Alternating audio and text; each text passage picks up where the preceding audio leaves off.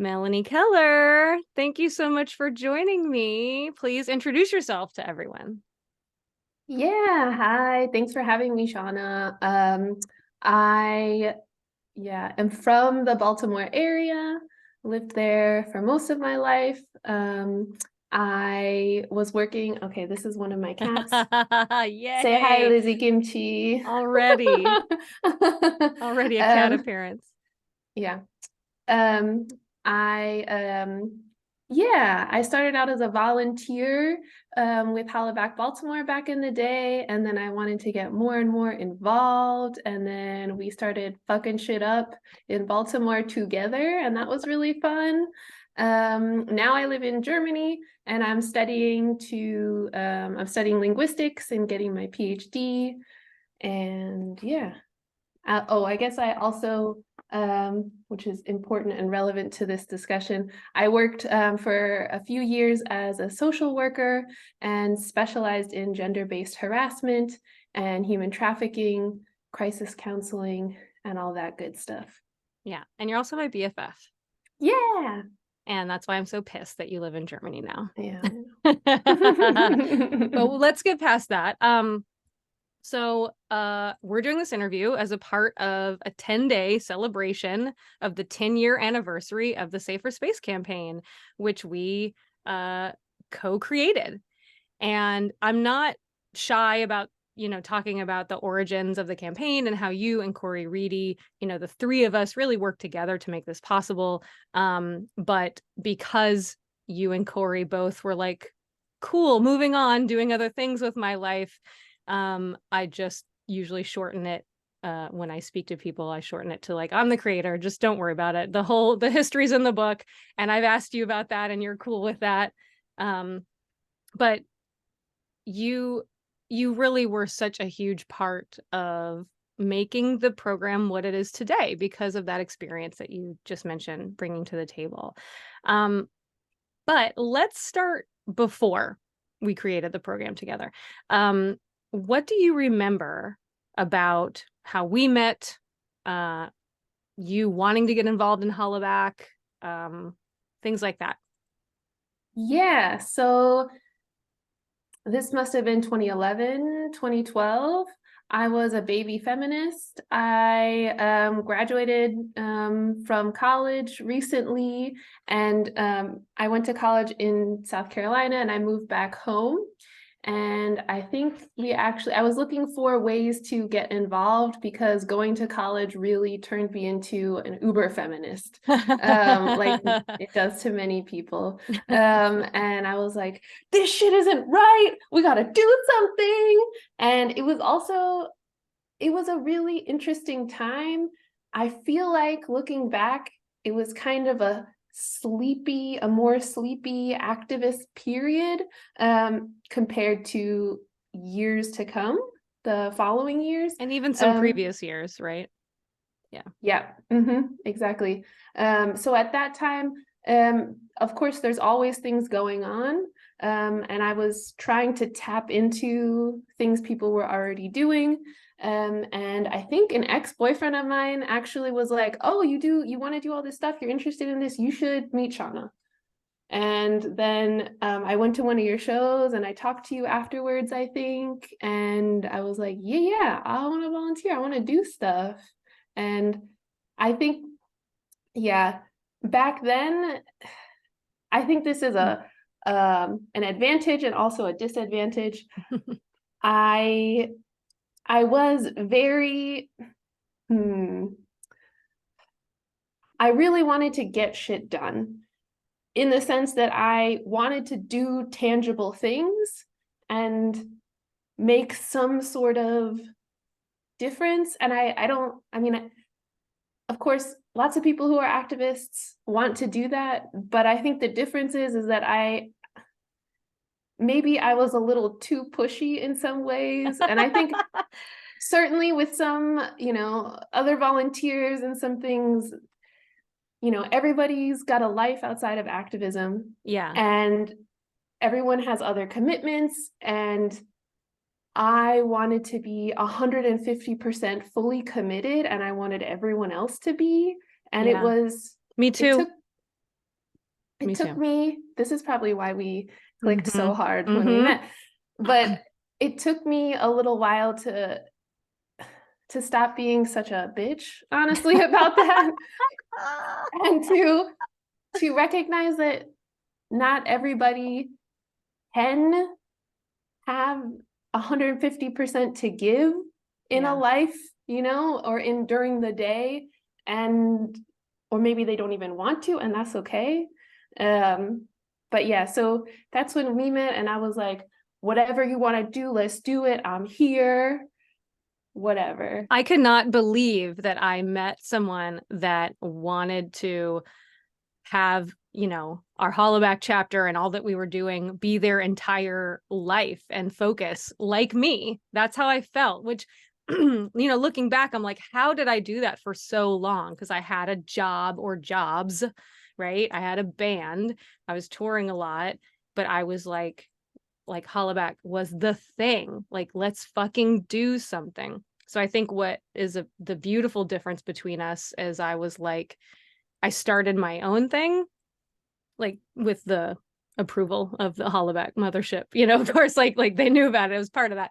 But I started my own thing in Baltimore, versus seeing what's everybody else doing. Let me join someone that's already doing some good work, which is really, I think both you and I would give that advice to any new young activist or someone wanting to do something to make a difference. We would say, look for what's already happening and see if you can lend your talents to that. And if for some reason your pet issue, your passion just is not being represented and you can't help someone else in any way, okay, maybe you start your own thing. But there's enough going on for people to get involved. So I'm so glad you didn't just start your own thing too. I'm so glad we could like band together and like be a force with the both of us. Yeah, and I learned so much from you and Oh with my gosh. you. And I mean, Same. it was, I mean, when I think back on those years, it's such a crucial part of like my adult development. Like, Cat. yeah, other cat just saw the plant and then just jumped and oh my God. All right, and here's the other one. Say hi again, Lizzie Kimchi. Hello. Hello. Okay. Foot. Yeah. Anyway, what was I saying? I was saying some deep We shit. learned a lot from each other. Yeah, um and actually, I mean, if you remember, I did try and start my own thing. I mean, not really, but I was pulled into organizing the Unite for Women rally, and it was kind of a little disaster because my co-organizers, I didn't know them very well, and they were just kind of falling apart at the seams, and I was then taking over, and it was a very honestly like white feminism-ish march, and then I was really pissed off because I was like, why isn't anybody here? Don't people know how important the midterm elections in 2012 are? We cannot let the Republicans gain control of the House and the Senate, which they did, right?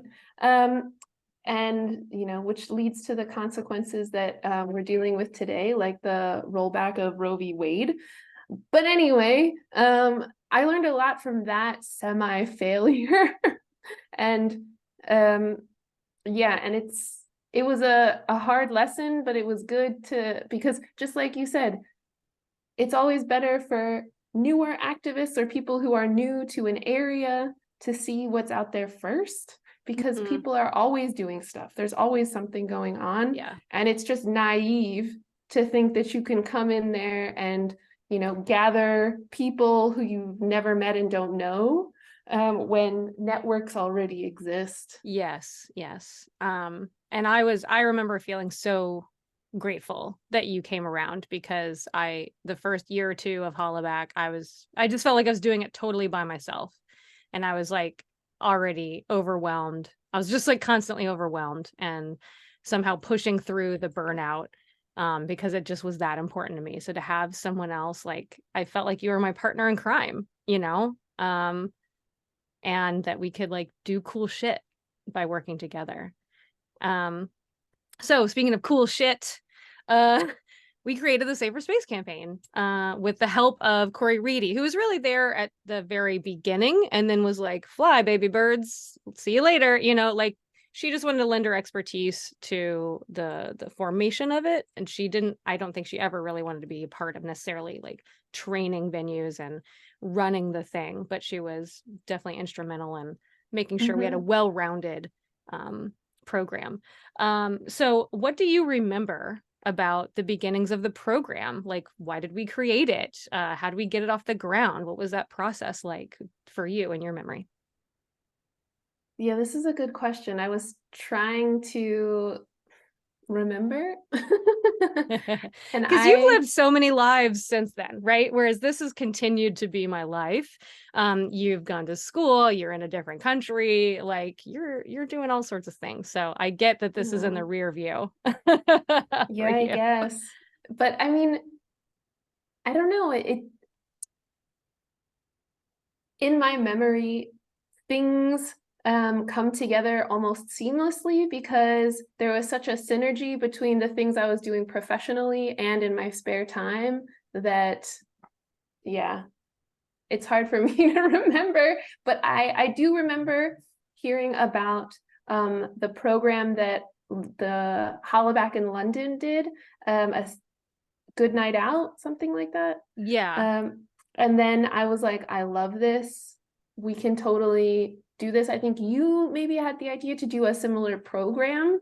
And I was like, yeah, let's train these people. Because hadn't we already discussed or maybe even done? I mean, we had been doing anti-street harassment trainings and similar things, but hadn't we already discussed doing something similar with venues? I feel like this was maybe some cases had come up because Yes, there were a couple yeah. stories that came through that really made it clear that if someone responds to a victim of harassment in the right way, it can make a huge difference in how they process that harassment.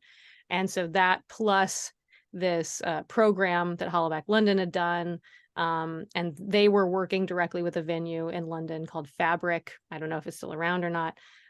So all those things kind of coming together to sort of be like, well, you I remember feeling like we can't just put a sticker in the window of a club or venue or bookstore or whatever that says no harassment. Like that's obviously not enough. We need to tell employees what to do so Mhm. that they respond in a victim-centered way, because not everyone knows how to do that, even if they want to, even if they want to do the right thing. So I agree, it all kind of just came together at the same time, and we were like, "Wait, can we do this?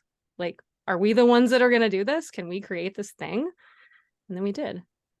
Yeah, and once you had the posters made, I was like, "Whoa, this looks awesome. They Okay, are yeah, let's awesome. do this shit." Yeah, and I mean, what I loved about it is, I mean, the trainings were the integral piece because, like you said, it's not enough to be like, "Don't harass people here" or whatever. As a crisis counselor working in domestic violence and sexual assault and human trafficking, we were heavily trained to do safety planning with victims should they be in precarious and dangerous life-threatening situations. Also in counseling techniques when people are in emotional crisis. And learning all this stuff, I was like, why doesn't everybody know this? Mm, Why don't we teach everyone this? Because like mhm. these are just good things to know. Even I don't know if you're working with children, they have crises all the time, poor little kids, But I mean, in any situation, it's so helpful. And yeah, I was really excited about the prospect of sharing those skills, which are standard in the DVSA field Right. with people who are honestly like at ground zero of sexual harassment in public spaces, people in bars and clubs and what have you. Yeah, absolutely. And since we started it, I've obviously taken trainings and I've learned a lot from you to make sure that I know what I'm talking about. But you definitely brought that crisis counselor energy to the group when we were planning. And I remember bringing the lens of like the concerns of employees and the owners and managers, like knowing firsthand like how they're going to need this to be simple Yep. and doable and something they can easily remember. And because if there's any kind of resistance or if it's hard at all, they're just not going to fucking do it. So Yep. how do we make it as simple as possible so they actually do it? And maybe, and make it like as free as possible, not like some huge expensive buy-in to do these things. Yeah, and that's where the binder idea came from. And I think that was really, really excellent. And I really liked making those materials and like handing them off to each safer space, newly trained safer space. And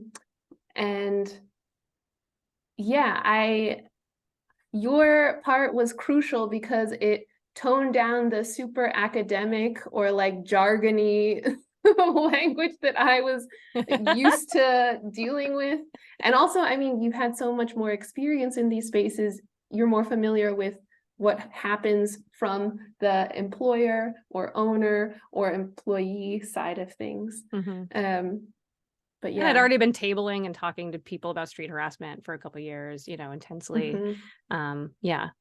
The binder, I forgot. And now that binder, so we had a ton of different resources and we really spelled out like important parts about the training and gave sort of supporting resources, like just in case there was that one employee that was like, is this even real? Is sexism even real? We would have like, well, here's all the statistics that show that yes, people are affected by harassment. Now, obviously I've put that into an entire book so that anyone can get anything they need out of that. But it's turned, thank you. But it's also turned into, now when I do a training, I have just a simple one sheet front and back of like the bullet point basics. So again, almost making it even more simple of like, this is what you need to know to get through this moment. You don't also have to be a trained crisis counselor, but here's some stuff you need to know to get through those moments of crisis and to help the person. And if you want to learn more, you just took the training, hope you took notes, and now there's a book that's pretty cheap. So the binder we were always talking about. Did you bring the binder? And Yeah, who has extra like binders literally that we can just have so we can print all this stuff out and put it in there and give it away. Do you remember that first training we did where it was like the pilot training to see like how could this go, what should we do, what order of event, what's the order of events? Do you remember that? Very vaguely. This was Charm City Art Space, right? Yeah. Yeah. I just remember it being very long. And we were like, okay, now what? Oh, okay, let's talk about this. Blah, blah, blah, blah, blah. Now, okay, now, well, we could talk about, well, should we talk about this first? Like just a lot of, like they were very kind and just kind of letting us try it out for the first time, but it was very wonky and long and awkward. But after that, we were kind of like, okay, and we were able to edit it down and smooth it out.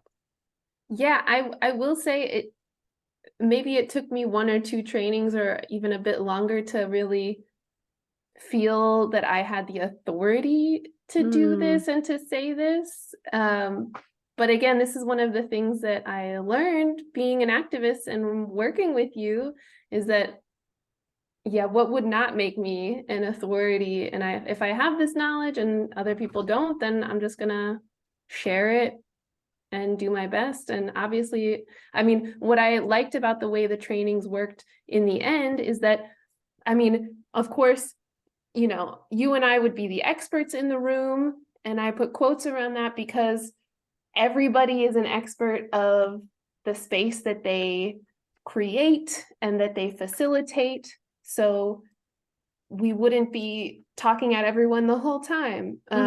At least half of the training would be everyone telling us what they usually do or sharing stories with each other and asking each other questions and all of this stuff. And I think that was the most valuable part because most of those spaces, that was the very first time that everyone had done that at one time in one room and that they had dedicated time to it. Yes. Yeah. Yeah, oh my God, I lost my train of thought. I'm just so excited to see your face.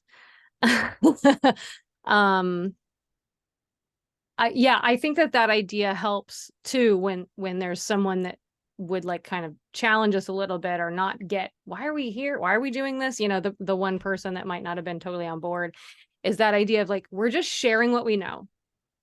Like just take what works for you, leave the rest, you know, but this is just good info that we're sharing with you. And that's really helped when there's been difficult attendees trainees. Yeah. Because I'm like, Yeah. okay, cool. Like I don't have to take this personally, you know, like this is obviously someone's personal issues, has nothing to do with me. I'm offering you information, take it or leave it. Do you have Yeah. any memories of tough cases or people being resistant to the idea that we could do a little better when it comes to responding to harassment? Not necessarily during the trainings. I mean, of course, I remember maybe a few people who looked super bored or whatever, Right. or weren't sold on the idea and like whatever. Yeah. Um, because if there was, you know, like we required 2/3 of the staff or of the, Yeah. you know, people who'd run the space to be there, then I'm like, whatever. I mean, if a couple of people are like rolling their eyes, I don't care. But what really stuck with me is the conversations, or um, I would do the cold calls and cold emails to different venues in different neighborhoods. And the responses that I got sometimes, I was like, what the fuck? Because again, back then, I do think it was a little bit of a sleepy time for activism. And I mean, come on, it was wild, unthinkable to imagine that Beyonce would be blasting the word feminist Right. on Right. stage like 3 years later or some Right. shit. Yeah, And definitely way now, pre Me Too movement, all of that. Like when I started Hollaback, I remember friends saying, but is harassment a big deal? Does it even happen?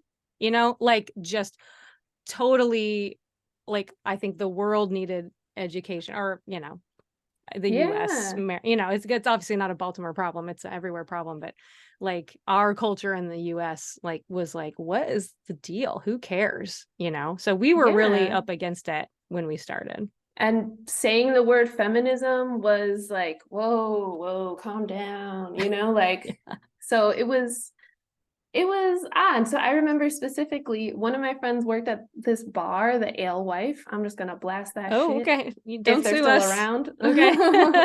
And I told her, like, yeah, it would be really great, you know, we can totally train the rest of your staff and whatever. Like, we're really flexible. We'll come in, it's free, It you was know, free. It whatever. was free at the time. This was a free service and people were like, no, we don't want this. All right, It go was ahead. always free because, I mean, yeah, capitalism is fucked up. But anyway, so yeah, and I remember the next day she told me the reaction of her stupid ass fucking boss. She was like, I told him about, you know, or her manager or whatever.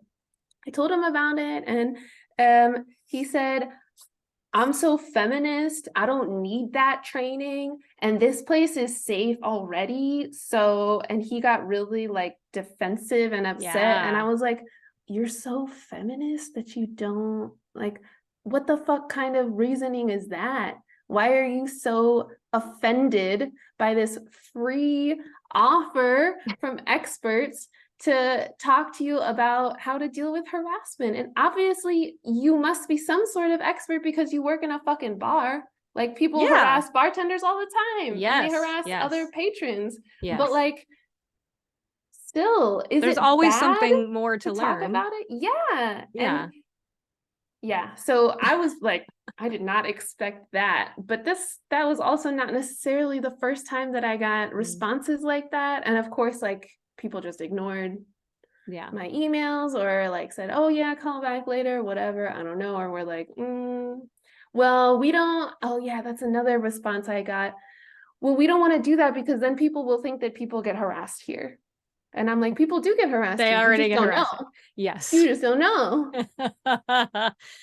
They don't trust you enough to tell you. They just fucking leave because it happens everywhere. So what are you going to do about it? Yeah. Yeah. Yeah. Yeah. Very common, very common issues. Yeah. But yeah, like it is so, I'm proud of us for in those early days, like offering it for free, which we could not actually have afforded to do that. I don't know why we did. I still did it for a long time. And eventually I was like, I can't do this for free anymore. Like I'm fucking broke. I'm broke and I am an expert at this now. Like, let me help you guys, you know? But we did it Mm-hmm. for free for so long. And we and a volunteer, you know, we had a volunteer for a long time doing this, which was amazing, would just cold email people, cold call people and say, please let us do this thing for free. And it's why we were able to get so many people trained because no one thought that there was an option. No one knew it existed. But we had a hot streak for a while where a lot of people in Baltimore, a lot of spaces were getting trained and people wanted to be trained. It was very cool. Will also hold up there Oh, because a lot of those spaces, I mean, yes, they got trained by us and they wanted to, but a lot of those spaces, they came to us privately because there was an incident and they wanted our counsel.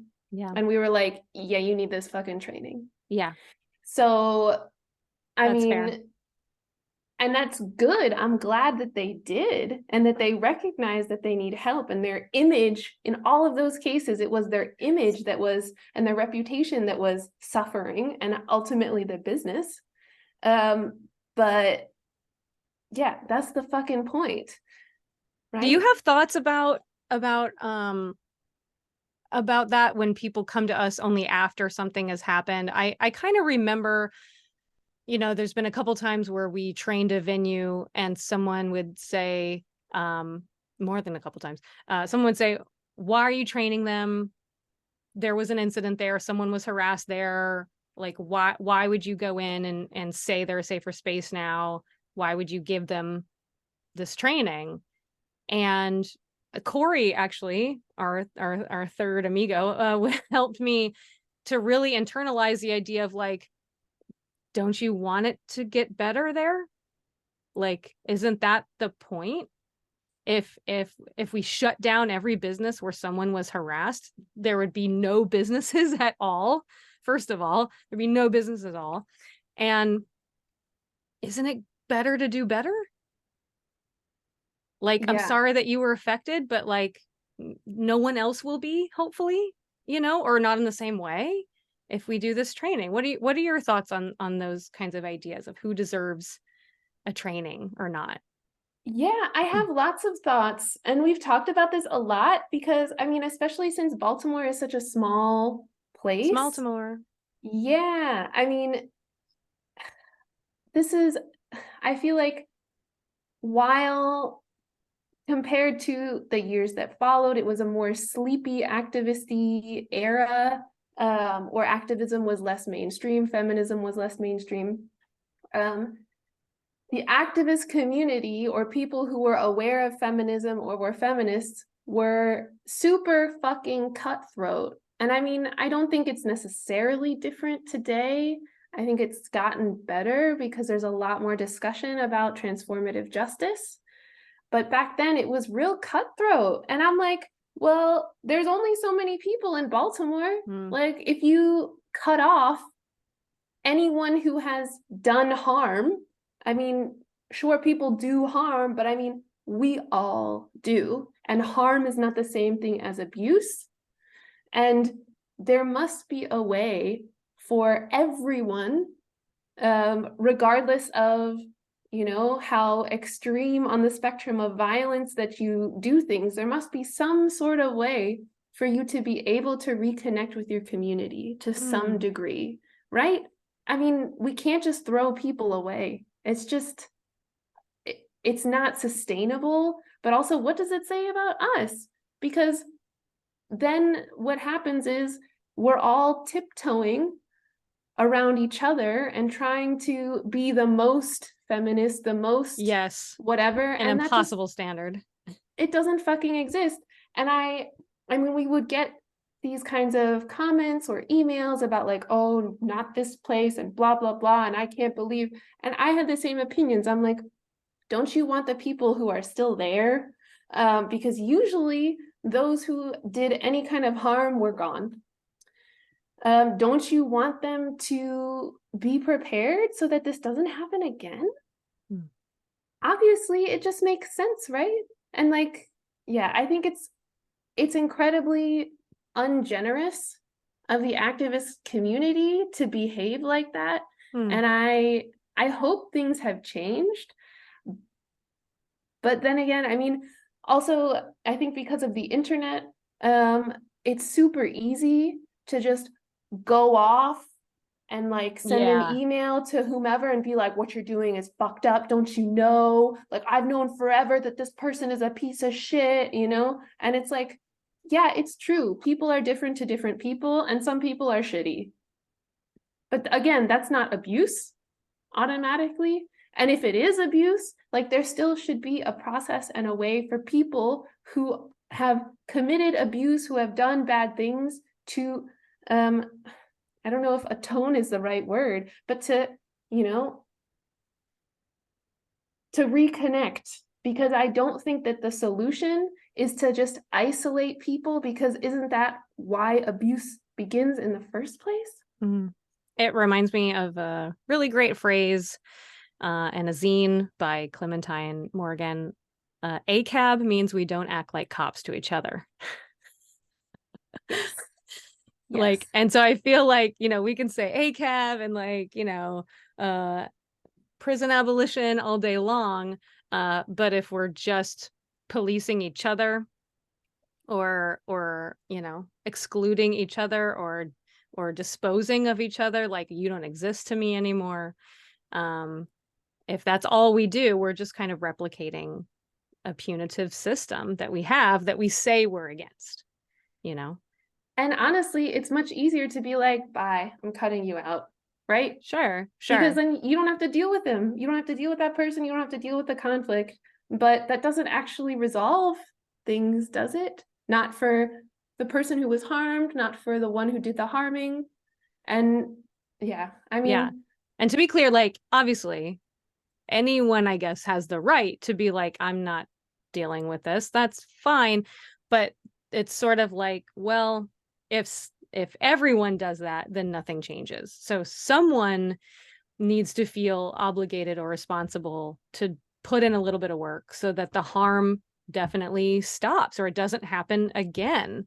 And I say that usually that's the people closest to the people involved, the actual people involved, who would happen to, who would happen by, their very next friends or family member circle needs to be the ones that are like, okay, what do we need to do to make sure that this doesn't happen again?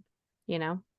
yeah, yeah. And I mean, I'm talking about at the level of the community, right? Because of Yeah. course, like if you are harmed, you have every right to be like, no, I'm not engaging. This is what I want. This is how I'm going to heal. Goodbye, right? But I mean, if this person works in the community, I mean, it's up to their employer whether they keep their job or not, but like they will probably need to work somewhere, right? And if it's that common punk thing, right? Where like if someone's run out of town because they were shitty to people or harm them or abuse them or whatever, the whole spectrum, who knows?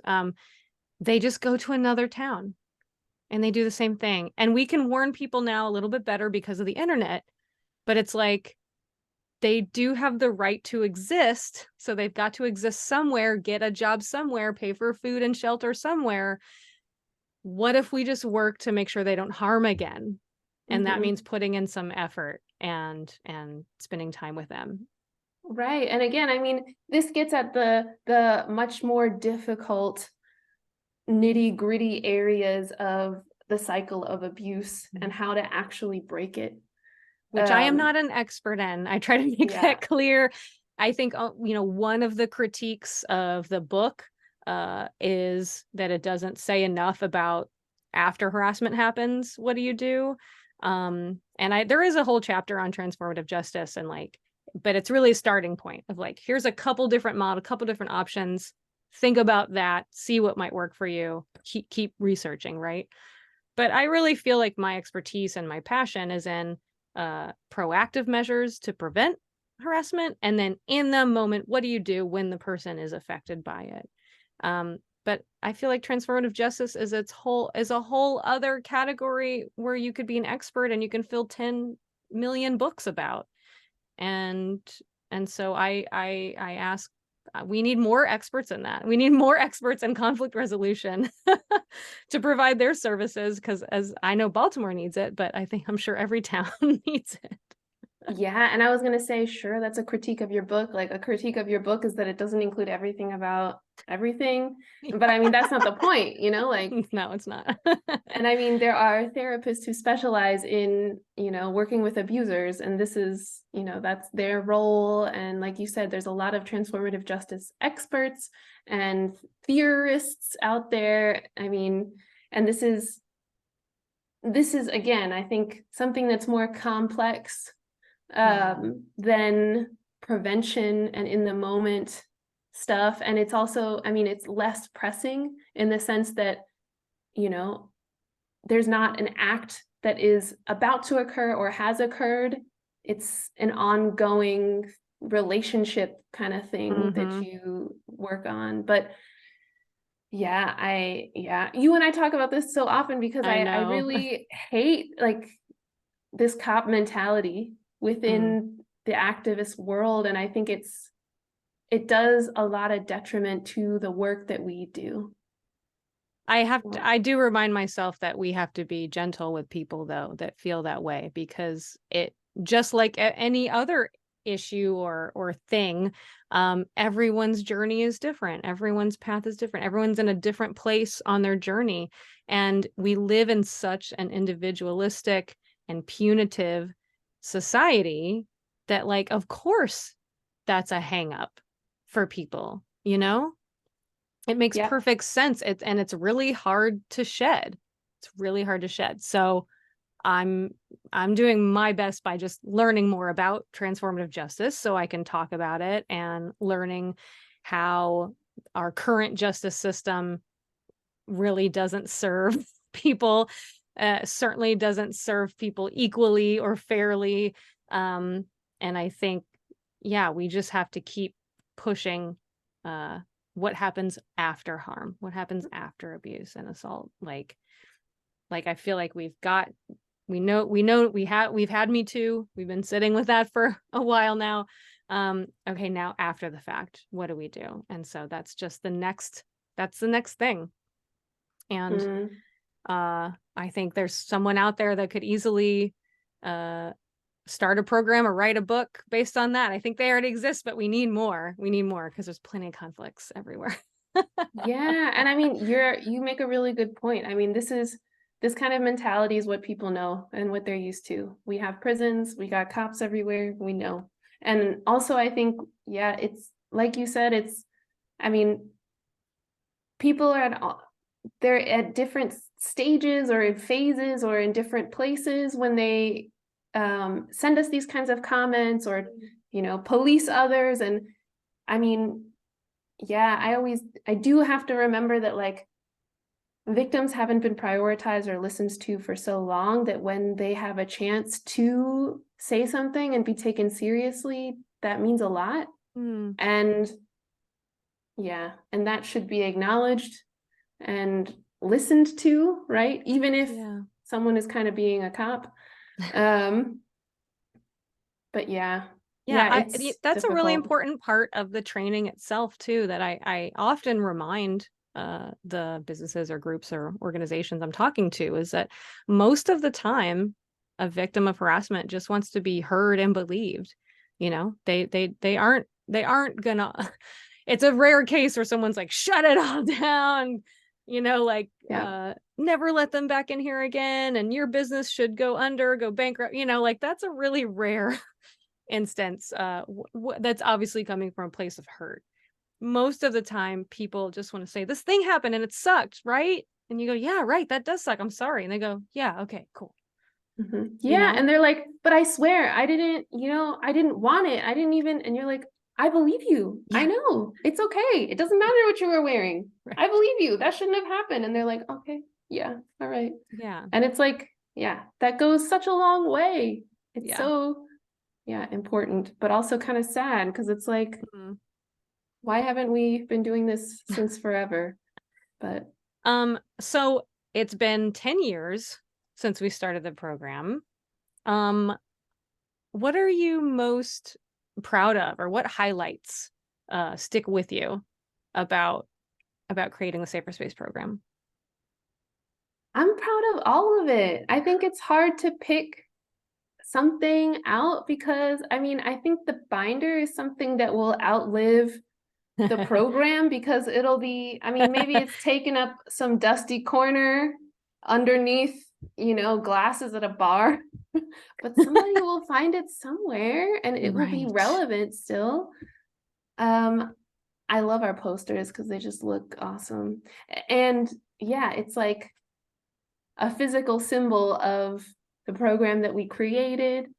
Um, but yeah, I think the most valuable part of the program and what I always liked the most was that sharing session with people because I learned a lot. And Mm, what I really liked about being a social worker too was these really gray, difficult situations and safety planning and having to like think on your feet and because you get real creative and you find out that, you know, you know a lot more than you thought. You yeah. can survive, you can get through this, you can help other people. And there's a way that, I mean, if you just sit through and work through the issues, I mean, because what we did in those trainings is we didn't just say, okay, now everyone talk, but Right. we had established role plays. And we would say, okay, imagine this takes place in your venue. Person A, blah, blah, blah, person B, blah, blah, what do you do? How do you deal with it? Yeah. And yeah, really creative solutions would come out. So solutions that work for the people who work in that space, that work for that space, because every space is different. In a cafe, you're not going to be maybe not as aggressive in intervening as you would in a club or a Yeah. bar because it's loud, it's dark, whatever. Alcohol too. Yeah. Um, yeah, exactly. Um, so yeah, I just think that was, and we got really great feedback from the people who participated in those training sessions. And I'm really proud that we were able to make them feel confident about their own skills that they already Yeah. had. They just Yes. didn't, They didn't have a name realize. for it, Yeah. or they didn't know, oh, that's the method you use. I use this method, and now they can trade and use both. And yeah, we were always there to give them options that they didn't know they had, but they already had plenty and they shared it. And then when they share it with us, now I have even more examples to give to the next place that I train, you know? Yeah. And that's Uh-huh. a beautiful thing too. This really is about skill sharing. And yeah, I think more people are prepared to intervene in Baltimore because of us. And that's pretty fucking cool. Yeah, and the fact that they talk about it too, because I mean, I remember a couple spaces they were like, "Oh yeah, I didn't tell you guys that this happened, but this happened," and coworkers were like shocked, like, "Oh my God, why didn't you tell me?" Whatever. Yeah, And I mean, especially if you work in a place where only one or two of you are on shift at the same time, maybe you don't even see all your exactly. coworkers to talk about it, and then yeah, it's just yeah, those were really great spaces. Yeah. Oh, yay. Do you have any other thoughts you want to share before we wrap up? Hmm, I don't know. I I wish mean, I my had a thoughts party on hat, like a party hat and like a woo, like happy 10-year anniversary, Mel, you know? yeah, God, I can't believe it. What the hell? 10 years. I I mean, know. God, yeah, I have so many thoughts still about, I don't know, feminism, activism, blah, blah, blah, blah, blah. But, I don't know. These are all, in some ways, shit doesn't change. And in other ways, it does. I mean, I know like you see progress and there is progress that's made, but sometimes, I mean, because God damn, the moment in history that we're living in right now, especially in the US, there is some fucking bullshit Yeah. going on. And I'm like, we were in the streets in 2012 because of this bullshit. Yeah. Fuck. Yeah. I think that's why I feel like this is still my calling. The way that I can contribute is because I know I can see in the room when people's, the light bulbs go off and they're like, oh, that's a great idea. I can use that next time. And, like I know when I leave the room that people have learned something that they can use the next day to help make their community feel safer. And that, for a lot of people, that might be the only real power we feel that we have. But that But makes a big, big but it difference. makes a huge difference. Yeah. Like it starts with us, And so it just feels like important work, but just really rewarding to talk with people directly and just help them help each other and help, maybe they help me the next time I'm harassed in the street, like we're all in this together, and it really feels that way when I leave a training, and it's a really beautiful thing. Yeah, and I'm so glad you don't have to do this for free anymore. I mean, I don't know, the anarchist in me is like, keep this shit free. But I mean, in How a about capitalist $15? society, How about yeah, $15? you just can't. And I mean, for all of the work that we did, Oh our yeah. first priority was just getting the info out there, getting some momentum, and like actually making Baltimore safer for people to enjoy. But it's just not sustainable, No, not I mean, things feel harder economically, Yeah. So yeah, we're all doing our best. But that's why there's a cheap book option, or you can hire me to do a training. And I can keep doing this work if people tell the universities and corporations I exist, because they have the budget to make up for the times when a local small business maybe can't afford to pay for full training. So tell your universities and corporations I'm available for hire. And can anyone find you online, or are you like screw socials kind of person? Yeah, so when Trump won the election, I was going, out of my mind. So I deleted my Facebook and my Twitter, and I feel a lot better after Good. doing that. And my Instagram is gone. I mean, I missed that connection to home because I mean, I would follow friends from home and, places back home. But yeah, it was real toxic. Mm.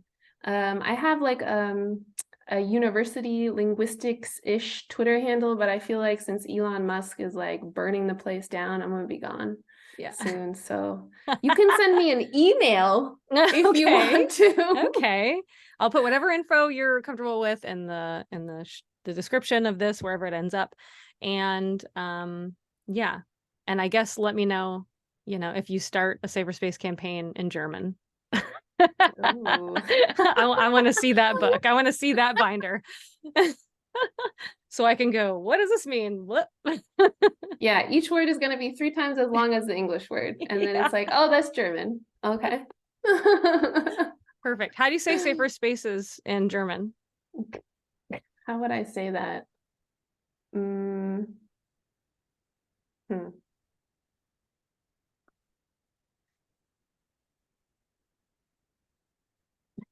I don't even ask me.